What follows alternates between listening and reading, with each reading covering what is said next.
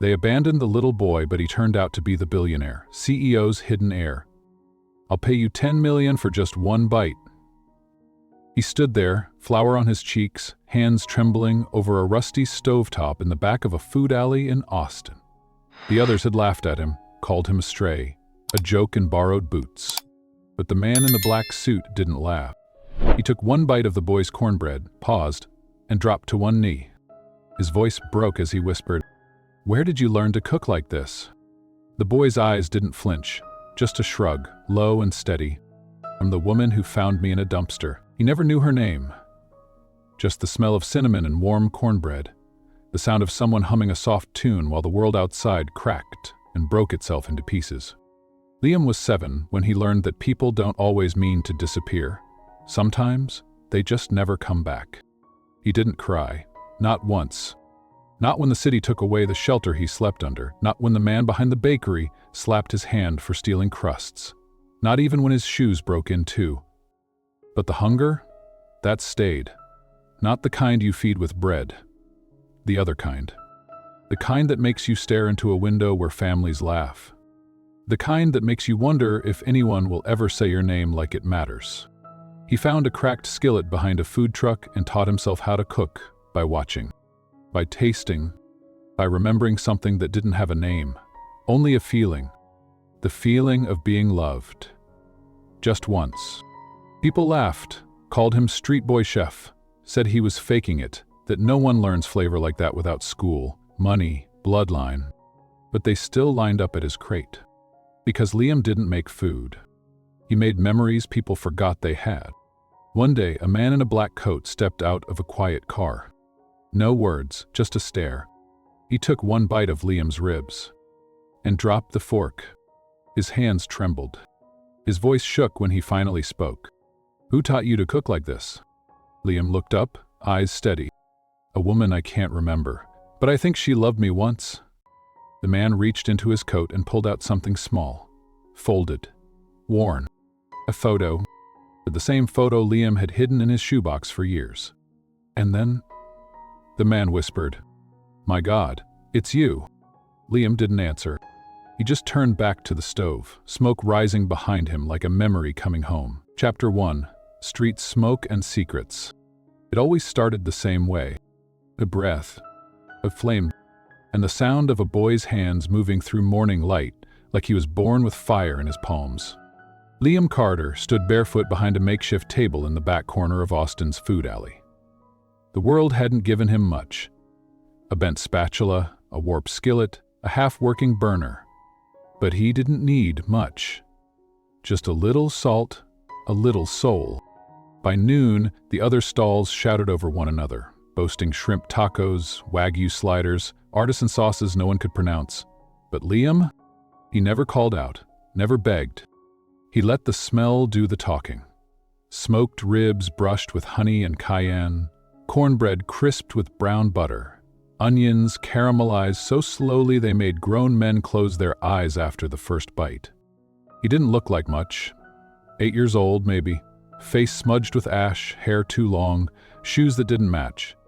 But there was something in his stillness, a kind of quiet knowing, that made even the loudest mouths go soft when they tasted his food. No one knew where he came from. No school, no parents, no birth certificate. Just a box of spices and a photograph of a woman with her arm around a man in a chef's coat. Their faces were faded, their smiles looked permanent. He carried that photo in his pocket every day, folded 4 times, and tucked close to his chest, like it could still protect him from being forgotten. Mama Jo, the old woman with the tamale truck, was the closest thing he had to family. She didn't talk much, but once she looked at the boy's hands and muttered, "Those ain't street hands, that's blood memory. Someone cooked love into you, baby." Liam didn't answer. He never did, but when she said it, he pressed the photo tighter in his palm. That morning, the alley was thick with summer heat and voices, but Liam worked like he didn't hear any of it, like he was cooking for someone who wasn't there. And maybe he was. A man in a suit passed by, barely glanced his way. A woman with red lipstick stopped mid-bite from another stall, sniffed the air, then turned around. He had already sold out the brisket by 10 o'clock.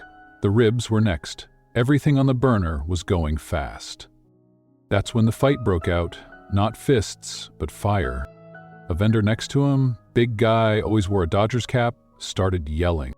"Hey, you little brat, you're taking all the lunch crowd. This ain't a pity market. Who's backing you, huh? Some charity?" Liam didn't look up, just turned his cornbread, slow, patient. "Did you even wash those greens? What are you feeding people? Gasoline and salt?" People laughed, uneasy. But one construction worker spoke up. "Shut it, man. His ribs taste better than anything I've had since my mom passed." The vendor muttered, shook his head, kicked a crate.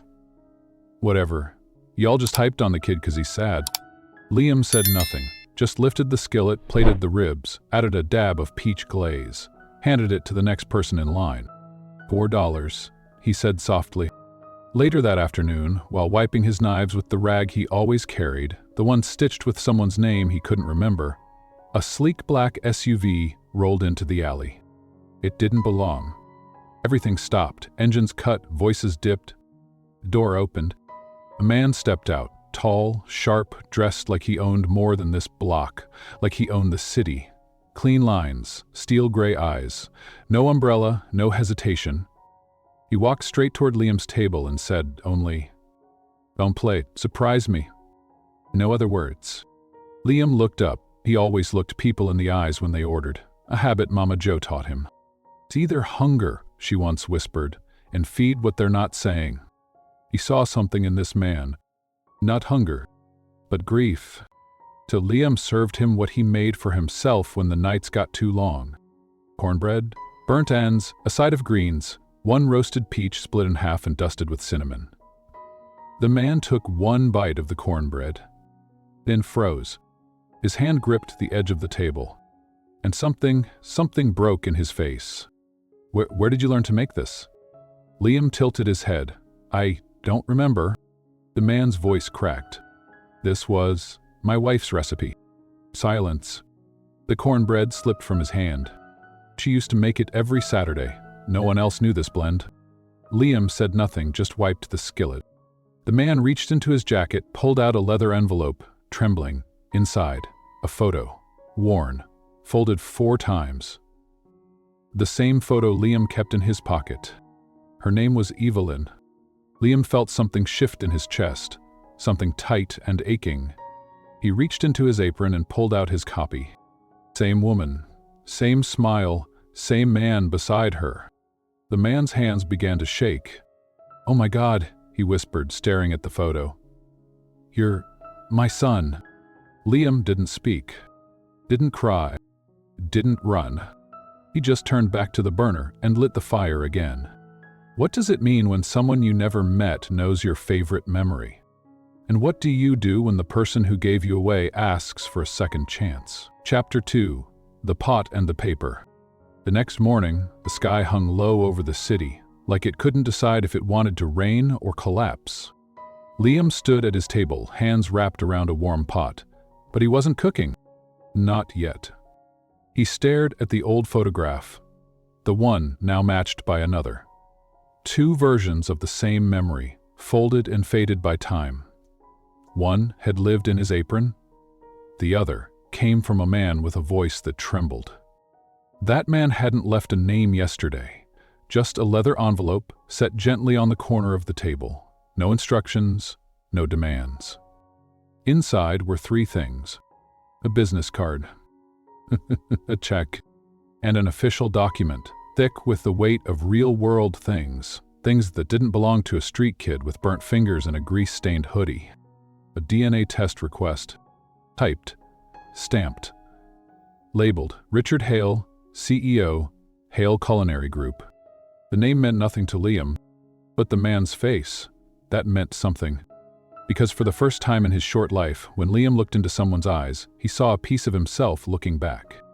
He didn't know what to feel, not anger, not joy, just stillness. The kind that shows up after a storm, when the road is muddy and everything smells like something's been washed away. Mama Jo was the only one who could tell something was different. That night she sat across from him in the food truck, her cigarette smoke curling in the air like a question she hadn't asked yet. "You're quiet today, baby." He shrugged. You ever find out who your parents were? He asked, barely above a whisper. She didn't blink. Once. Didn't like what I saw, so I chose who I am instead. He nodded, folded the papers again, tucked them back into the envelope, then slid the check across the table. $10 million. Signed. As his. Mama Joe stared at the number for a long time. Didn't even reach for it. Just looked at it like it was something dirty. Then, in one slow motion, she picked it up, walked to the fryer, and dropped it into the oil. The paper sizzled, burned, blackened, until there was nothing left but smoke and heat and silence. Liam's breath caught, not in fear, in something deeper. Confusion? Shock? Loss? Why'd you do that? He asked, voice cracking. She didn't turn around, just said, "'Cause some things ain't gifts, baby, they're chains with bows on them." He didn't answer. Money don't know your name, but pain does, and I seen too many people sell their soul just to hear a stranger call them son. She turned back, finally. "Now, what do you want to do?" He looked down at the pot on the stove. He had filled it with water an hour ago. Still hadn't turned on the heat. "I want to know if he's lying." That night, he pulled the envelope back from the trash, wiped off the oil, and opened the last page inside. It wasn't just a DNA test. There was a photo paper-clipped to it. A woman holding a baby wrapped in a red flannel blanket, the same blanket Liam still used at night. On the back of the photo, scribbled in handwriting he didn't recognize, Evelyn Carter, born to cook, died to give life. Liam, never forget. And suddenly he remembered. Not her face, but the way she used to press a finger against his lip when he cried. The way her voice sang without words. The way her cornbread never crumbled, even when everything else did. He clutched the photo tight and let the tears come. No one saw, just the steam rising from the pot behind him, water now boiling over. He didn't sleep that night, and at dawn he was back at his burner, pouring batter into the skillet like nothing had changed. But everything had. At 9 o'clock sharp, the black SUV returned. This time, the man stepped out and said his name. "I'm Richard Hale. I'm your father." Liam didn't blink, didn't speak, didn't run, just nodded once and said, "I'm not calling you anything until you tell me why you left." Richard froze. His eyes flickered, like old film shaking in the projector. Then came the words, slow, cracking, broken. "Because the day you were born, your mother died." We pause, and I didn't know how to love something that reminded me so much of what I lost. Liam looked at him, long and cold. "I don't want your check.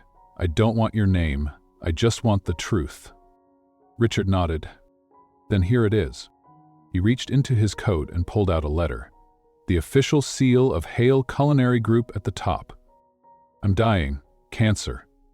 I've got maybe 6 months left. And you're the only one who can carry on what your mother started." Liam didn't move. He just stared at the paper, then at the man, then turned back to his skillet and said, "You got 5 minutes to tell me what you want. After that, I'm cooking lunch." Chapter 3. The Taste of Blood Orange. Richard Hale didn't waste his 5 minutes.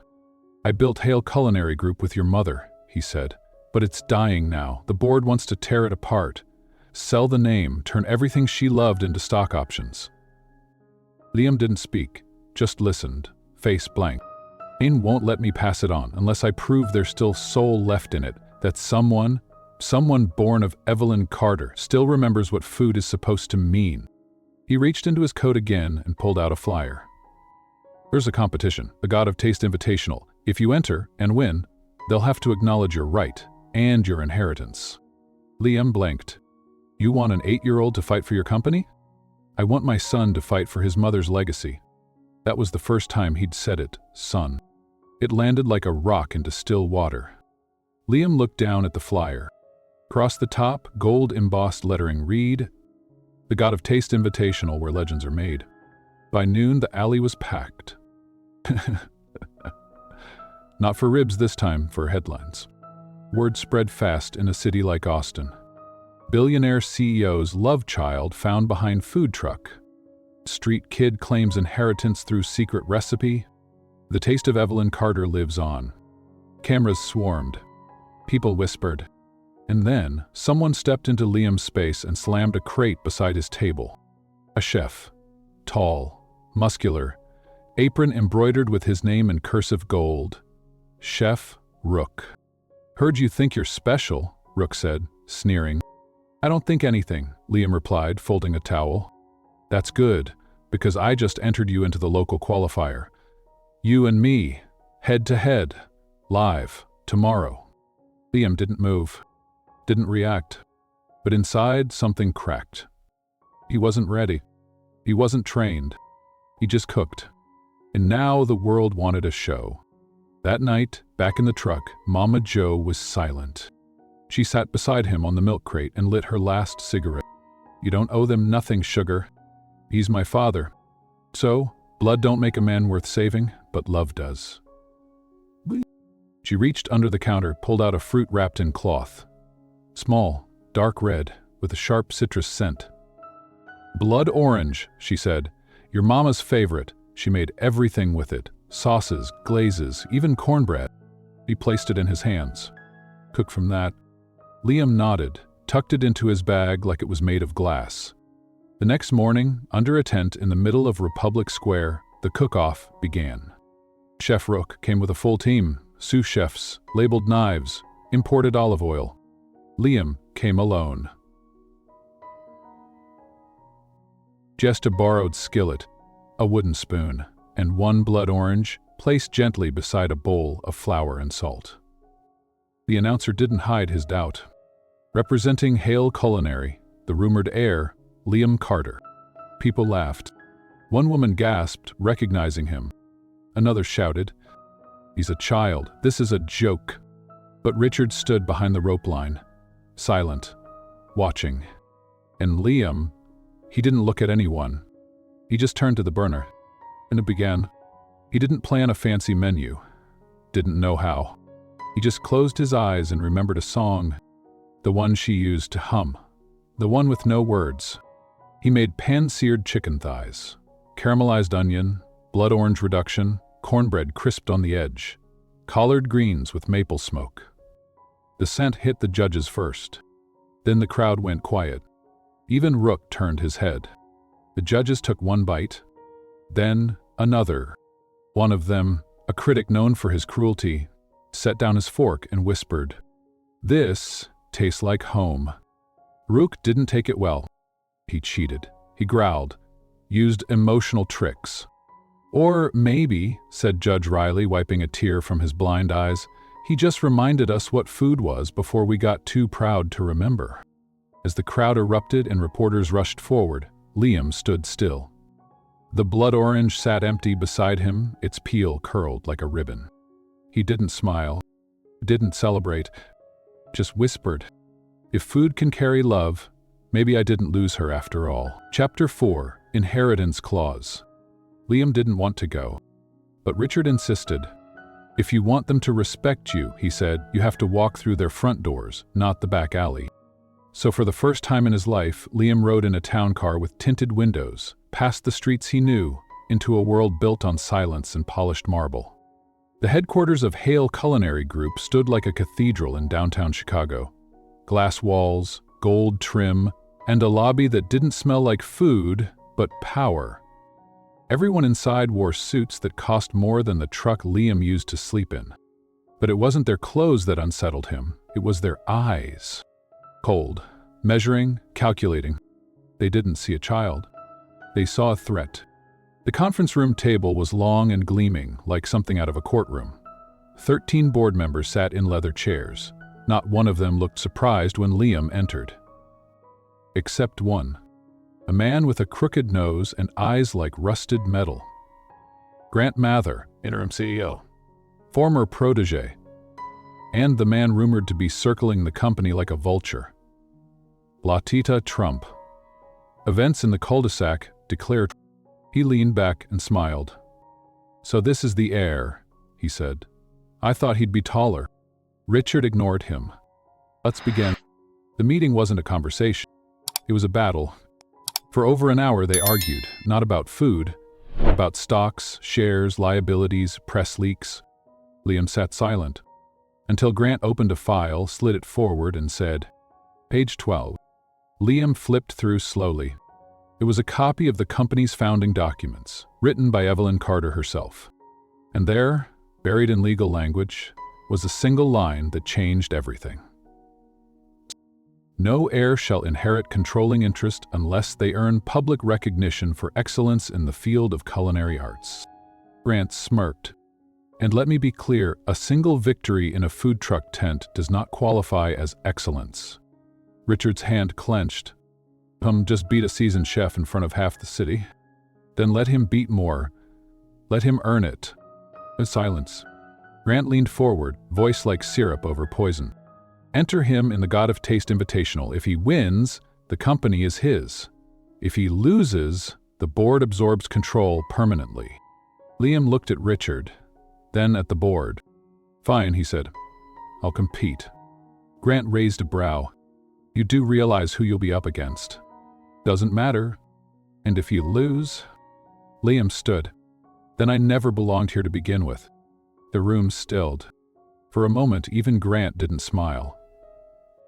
Later, in the hallway, Richard placed a hand on Liam's shoulder. "You didn't have to do that." Liam looked up. "You brought me here to fight for something that was hers. I'm just making sure it's still hers."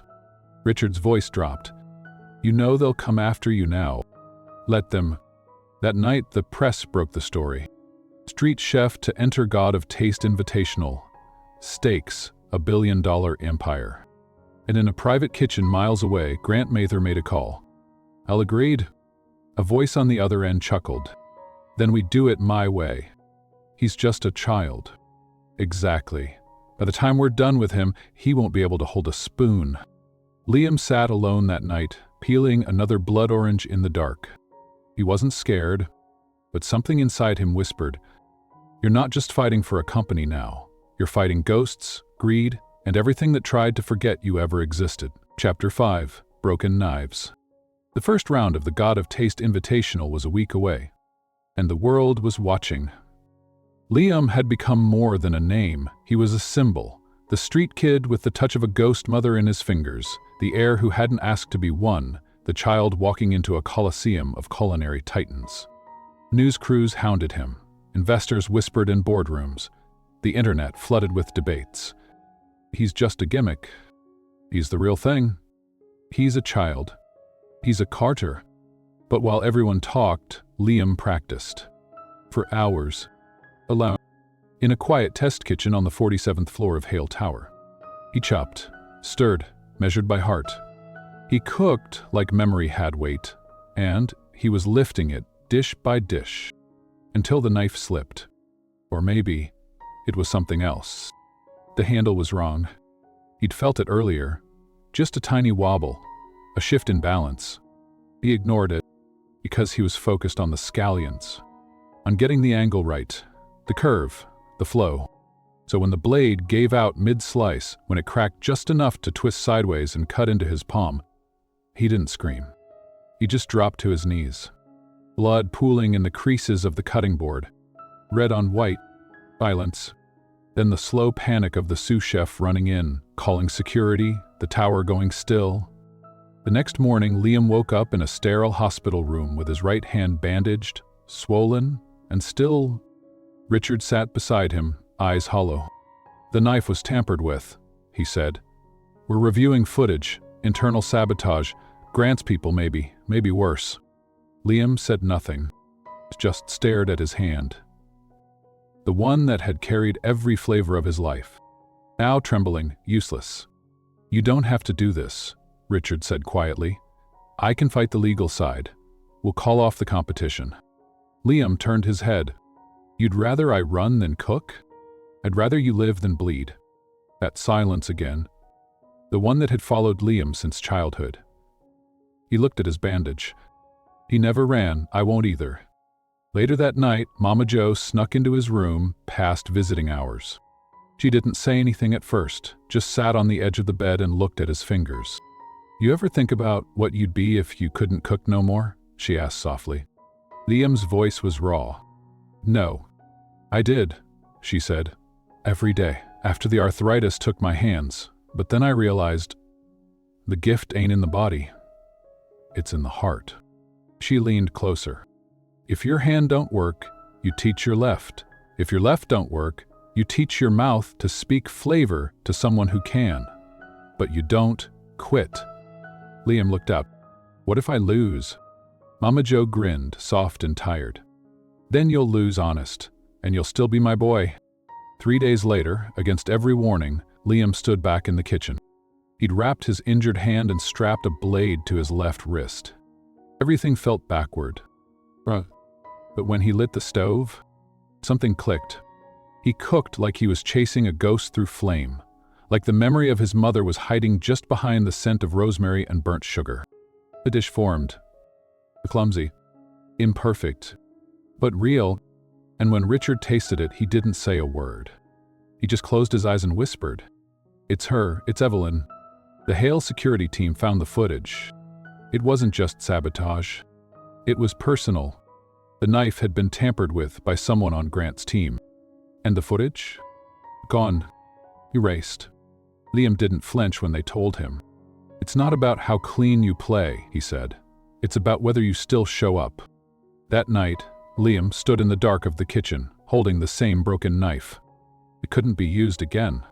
But he didn't throw it out. He just whispered to it, like it could hear, "I'm not done yet." And neither was the war that waited for him. Chapter 6. The Fire Beneath. The first round of the God of Taste Invitational opened in a ballroom so spotless it looked like food had never touched it. Crystal chandeliers, white-glove servers, judges seated like royalty at a long table of glass and gold. Contestants arrived in tailored coats with knife sets nestled in velvet cases. Sous chefs buzzed behind them like bees around honey. And then there was Liam, 8 years old. No sous chef, no case. No prep team, just a sling around his dominant hand, a wrapped blade on his belt, and a steady stare as he walked onto the stage. Alone. Gasps echoed from the audience. One reporter whispered into her mic, "This is a mistake, the boy looks broken." Another chef smirked across the arena. "Better luck next year, kid." Liam didn't flinch. He walked to his station, unrolled a small linen towel, and pulled out a single item, a cloth blindfold. The judges froze. The crowd murmured. What was he doing? The head judge, Riley, blind since birth, leaned forward with sudden alertness. Liam tied the blindfold tightly across his eyes. He spoke once. "Some of us don't need to see. We've been cooking in the dark our whole lives." And then, he lit the flame. He moved by sound, by smell, by instinct trained in alleys and truck backs, in silence and smoke. He peeled oranges by touch, measured flour by feel, stirred with a rhythm only he could hear, something between a heartbeat and a lullaby. He whispered softly under his breath, not words, but a tune. The same tune Evelyn Carter once hummed as she rocked him in a red flannel blanket no one else remembered. The kitchen disappeared. The ballroom vanished. There was only heat, only flame, only memory. While the other chefs worked on foie gras, duck confit, smoke-infused oysters, Liam built something simpler, something sacred. He seared peaches in brown butter and thyme, crushed pecans and layered them into a cornbread biscuit dough. Slow-cooked pulled pork rubbed with cayenne and clove, and drizzled it all in honey warmed over hickory ash. It smelled like summer on a porch that never belonged to him. When the tasting began, the room grew still. Riley, the judge who could not see, took the first bite and stopped breathing. His fingers gripped the tablecloth like he'd been struck. He swallowed, slow and reverent, and whispered, This tastes like the first time someone told me I was loved." Another judge choked quietly. How did a boy who's barely had a childhood make something this rich in memory? No one answered, because no one could. After the round, Grant cornered Richard backstage. His smile was thin. "You trained him well, too well." Richard didn't respond. "You know what happens next. He won't walk out of this competition in one piece. Richard stared him down. And already didn't, you just weren't watching. That night, Liam stood in the back kitchen, washing his own knives. The blindfold still hung around his neck, stained with sweat. He didn't say much, but Mama Jo, waiting quietly by the door, said this, "Baby, fire don't just burn, it builds, it remakes." Liam looked down at his scarred palm, then whispered, "To them let it remake me." Chapter 7. The Disappearance. The night before the semifinals, Liam was calm. Too calm. He finished prepping a new dish, ribs cured in brown sugar and blood orange, cooling slowly beside a cornbread skillet. Mama Jo had never seen him so focused, so still. "You sure you're ready, baby?" she asked, arms folded, trying not to show the worry behind her breath. Liam just nodded. "I'm not cooking to win," he whispered. He didn't say anything more, just wrapped the ribs in parchment, set his timer, washed his hands like it was church. At 10:13 p.m., he turned off the stove. At 10:16, he disappeared. The next morning, the kitchen was cold. No scent, no humming, just a folded apron on the table and a note. "Go to clear my head, back before sunrise." But sunrise came, and the boy didn't. Richard was already in a suit when he got the call from Mama Jo. He didn't speak, didn't shout, just leaned forward in the back seat of his car and said, "Find him, now." Security teams combed the Heir Tower, the alley, the old truck yard where Liam used to sleep. Nothing. The blood orange he always carried.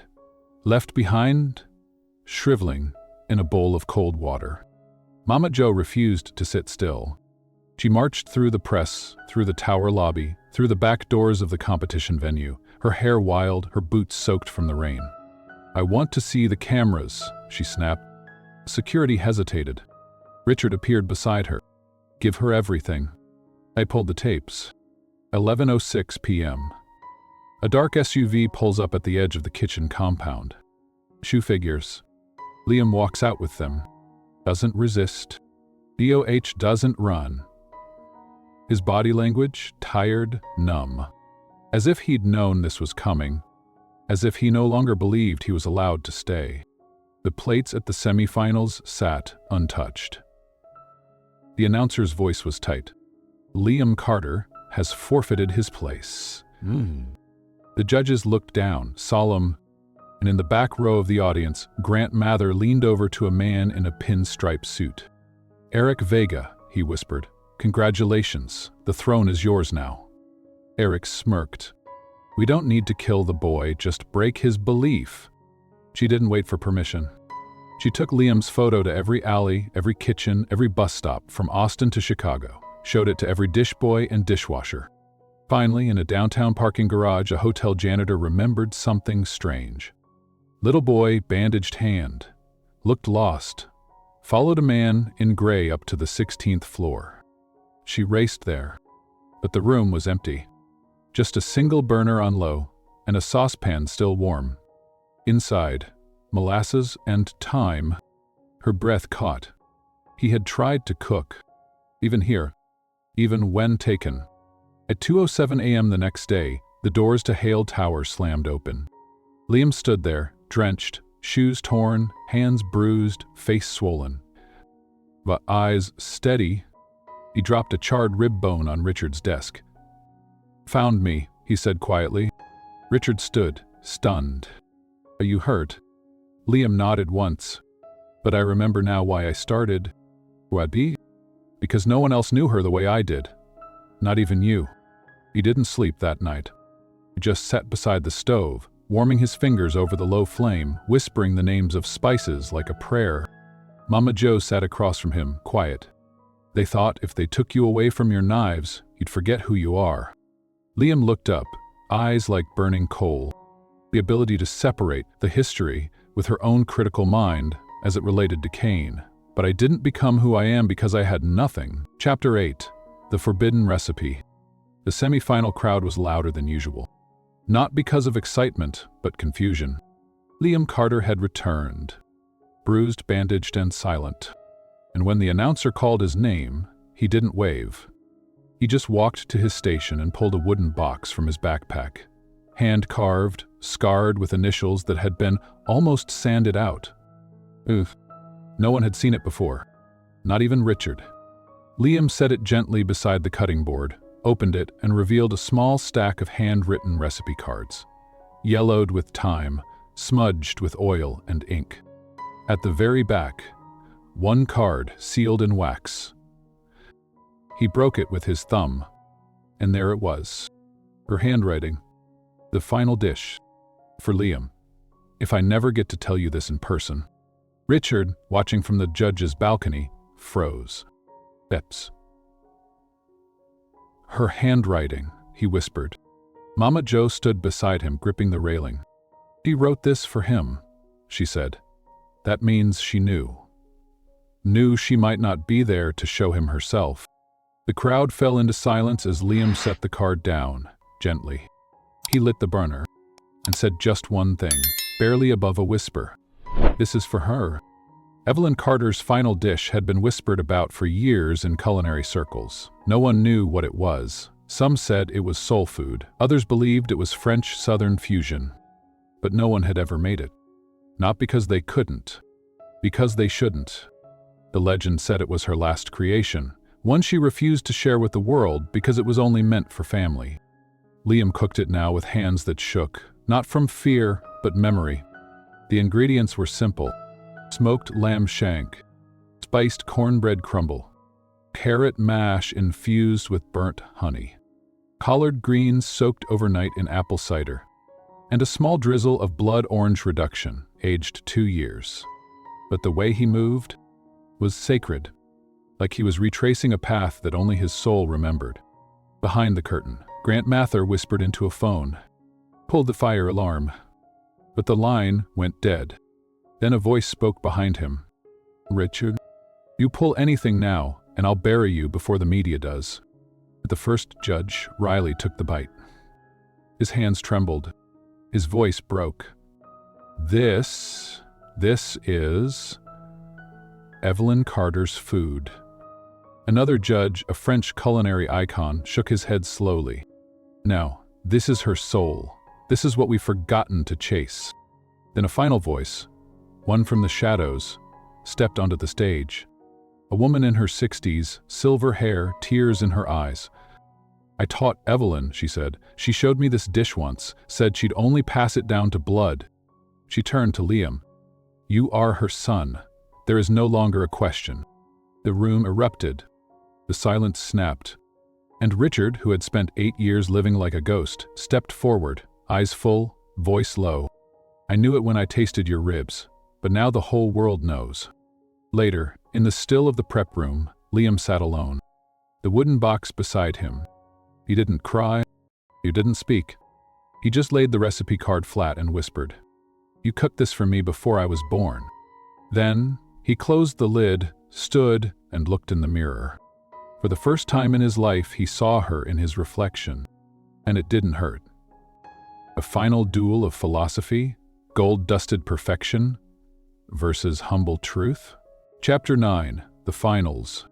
The ballroom was silent, not from lack of excitement, but because no one wanted to break the tension.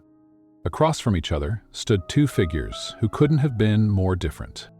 Eric Vega, son of celebrity chef Marcus Vega, dressed in tailored whites, polished knives gleaming like trophies, tall, confident, calculated.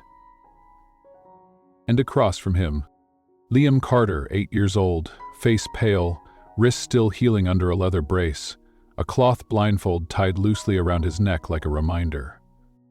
He didn't bring a knife set, just his hands and a pocket with 1 blood orange tucked inside. The final round of the God of Taste Invitational had begun. Eric went first. He announced his menu with the swagger of a man used to applause. Filet mignon, dry-aged 120 days. Gold-dusted foie gras. Beetroot foam, fermented black garlic aioli, served on Himalayan pink salt. The audience murmured, dazzled. The judges smiled, polite. It was flawless. Then came Liam. He said nothing. He simply walked to the burner and cracked 2 eggs into a pan. The audience laughed at first, a ripple of disbelief. He's making egg fried rice? This is the final round. What is he thinking? One of the judges leaned forward. The blind one, Riley, just smiled. Wait, because Liam wasn't cooking with ingredients. He was cooking with memory, with breath, with the sound of his mother's humming that still lived in his head. He stirred gently, letting the rice crisp at the edges. He cracked pepper. He squeezed one slice of blood orange over the top, then added a single tear of soy glaze. A recipe lost to time, but alive in his fingertips. No garnish, no foam. Just a bowl. Simple. Warm. Heir plated his dish on white marble, gold utensils. Liam used a hand-painted ceramic bowl Mama Jo had given him on his 7th birthday. The judges tasted Eric's first. It was perfect, precise, elegant. Then they tasted Liam's, and they cried, one by one. One judge dropped her spoon. Another covered his mouth. Riley set his hand on the table and whispered, This is what my mother used to make when I was still a boy, before I went blind. I can see her now." The crowd fell into silence. No one laughed anymore, because now they understood. The head judge rose. "Mr. Vega," he said, "your food is exquisite, technical perfection." Eric bowed. "Thank you." "But Liam Carter," he turned, voice cracking, "you reminded us why we cook, not to impress, not to conquer, but to remember, to heal, to come home." The ballroom exploded into applause. And Eric? He didn't rage. He didn't storm off. He just stood there, staring at his own plate, gold flakes scattered across a dish no one wanted to taste again. Backstage, as the crowd roared, Richard stepped toward Liam. "You won." Liam shook his head.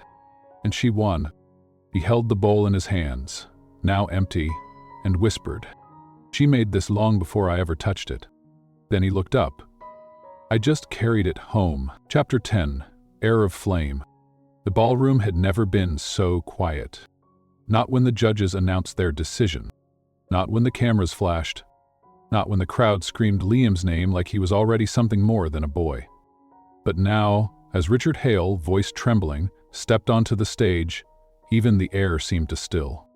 He stood behind the microphone, looked at his son, and said, "Liam Carter is the new heir of Hale Culinary Group." Applause broke like thunder. Every reporter surged forward.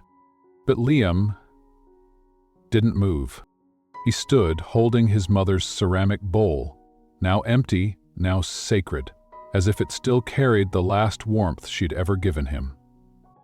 And then he turned away from the stage. Richard followed him backstage. "Where are you going?" Liam turned slowly.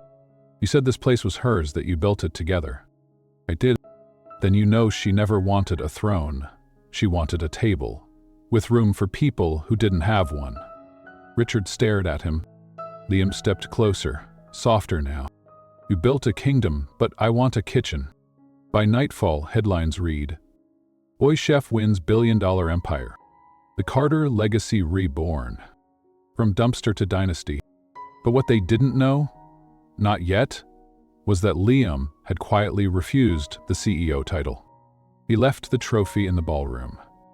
He left the suit Richard had tailored for him, still hanging on its hook, and walked out with just a wooden box under his arm and a memory of cornbread in his mouth. He didn't need ownership to prove anything. He just needed a place to cook. 1 week later, an old food truck parked outside Hale Tower. Its paint was chipped.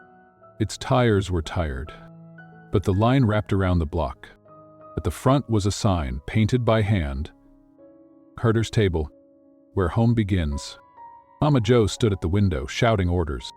Richard stood beside her, holding a dishcloth he didn't know how to use. And Liam? He was behind the stove, laughing for the first time. People asked why he turned down billions. He never answered, because the truth was too quiet to shout. He didn't need to own Hale Culinary Group. He had already inherited the only thing that mattered. The fire, the rhythm, the way love lived in a recipe. He hadn't come back to take over. He'd come back to remind the world what food was supposed to feel like. One day, a little girl asked him, "Are you the boy who won the cooking crown?" He smiled, stirred the pot, and said, "No. I'm just the boy who remembered his mother's flavor and fed it to the world."